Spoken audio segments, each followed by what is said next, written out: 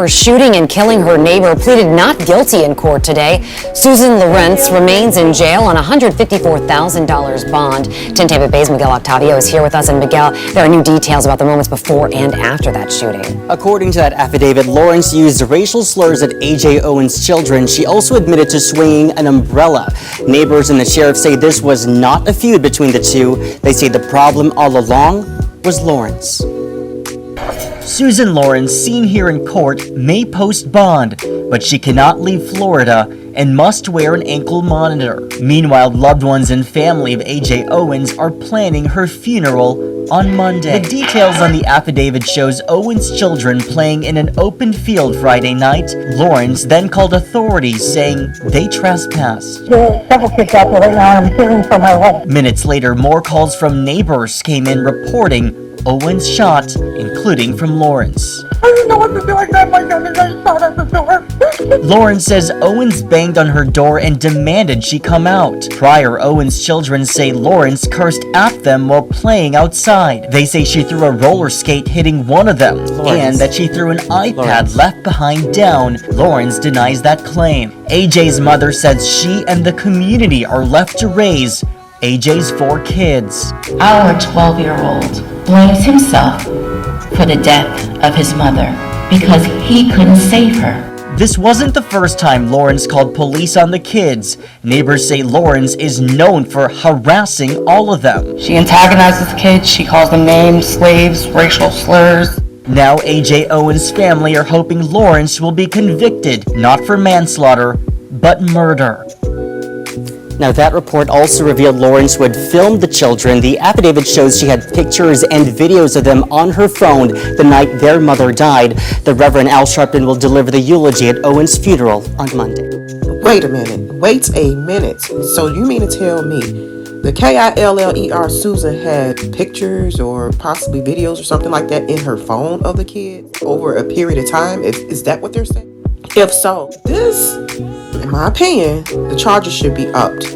It should be upped. This seems like she had some type of disdain for them from a racial aspect. This is premeditated in my opinion. Charges should be upgraded. The prosecutors are getting this wrong, and this is what I tell you guys about. Prosecutors, law enforcement, the judge, critical. They're making the decision. They have an immense amount of authority and discretion to pick and choose what charges, this and that, based off of a write-up, the narrative from law enforcement, and then in conjunction with, of course, prosecutors and all of that. But we're not satisfied. Well, we're pleased, but we're not satisfied.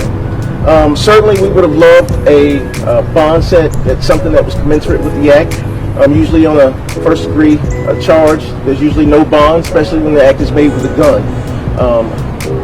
We just want to make sure we convey that to the family, get that back to them, and that's pretty much how we feel. What do you think about the conditions of the bond as well? No contact, no firearms, ankle monitoring? Those are usually standard. I don't think the court went beyond its usual delivery of those kinds of, restrictions or provisions. So, ankle monitor is something that, they definitely want to make sure they have on it.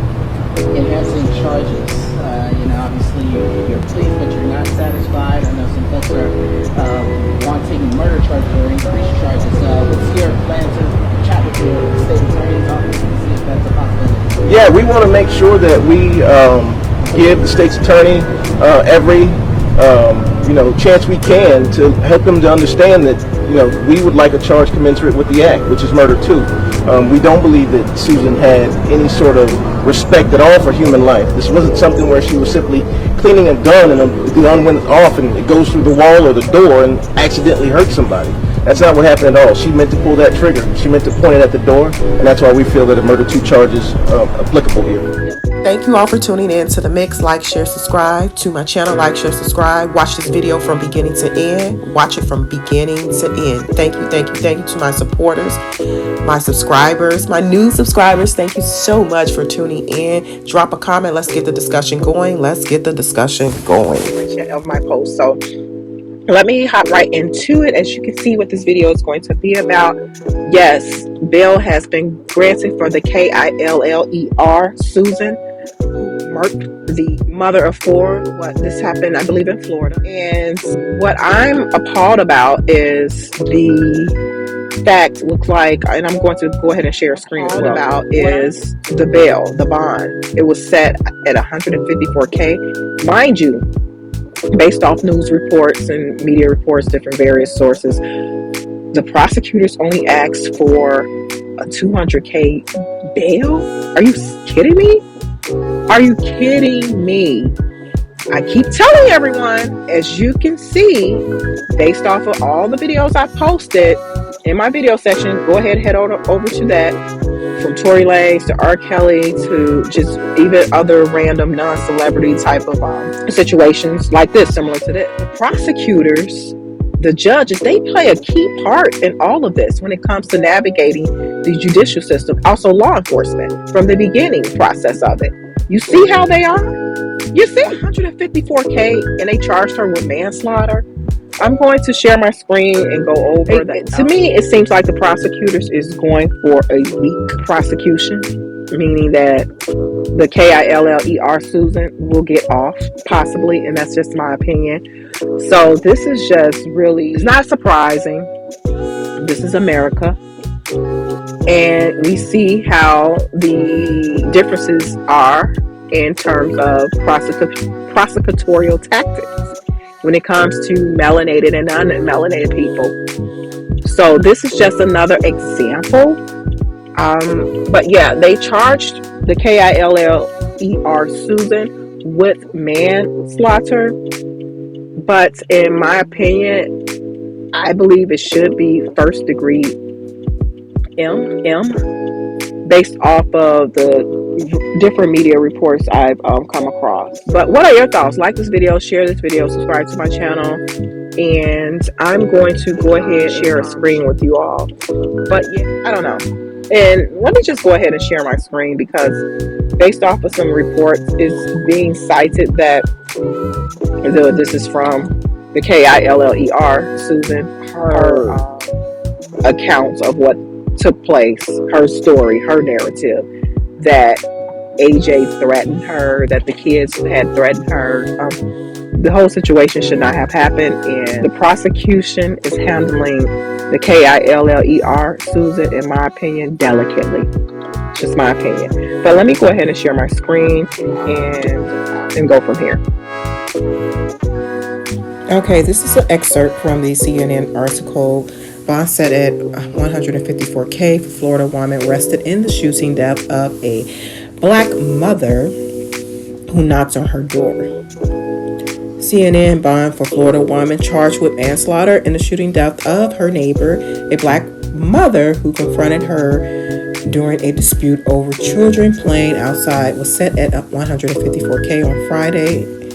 A judge set bond at $150K for the felony charge and another $4,000 for misdemeanor counts for Susan Louise, the killer, who earlier told the court she could only afford a bond of $1,700. So they took that in consideration. Okay. Oh wow. Okay. She also says she is unemployed and owns about $3,000 worth of furniture. Quick question, drop in the comment section if you all know if this is customary in terms of if the defendant is given an opportunity to let them know if they could afford bond or not.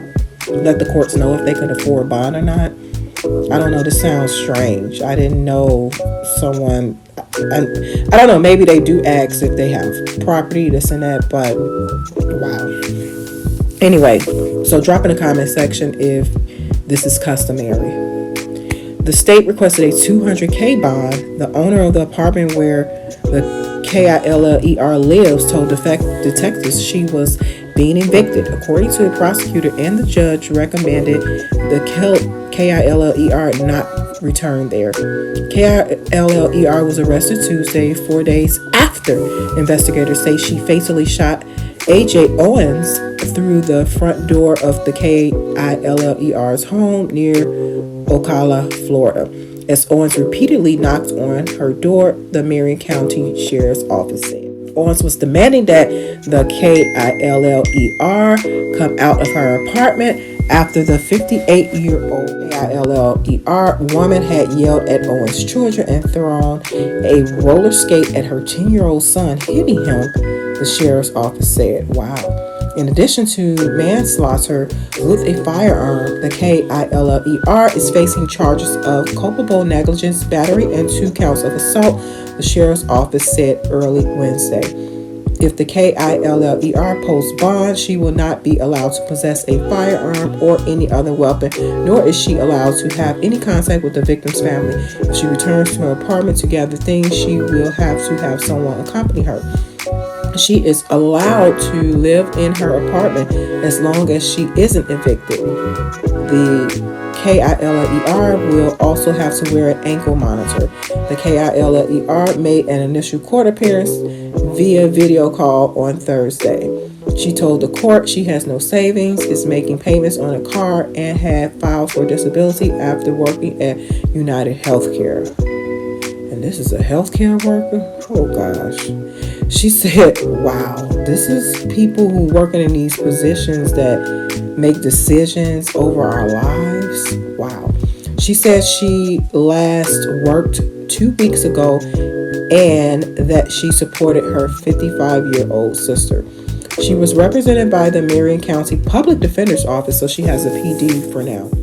Judge Lori Cotton appointed the Public Defender's Office to represent the KILLER going forward. The KILLER claims to investigators that she was acting in self-defense. Yes, this is what I stated a little earlier, saying she thought Owens was trying to break down her door and that she heard the victim threatening to KILL her, according to an arrest affidavit. That's the story that the KILLER is stating and sticking to. That's her narrative.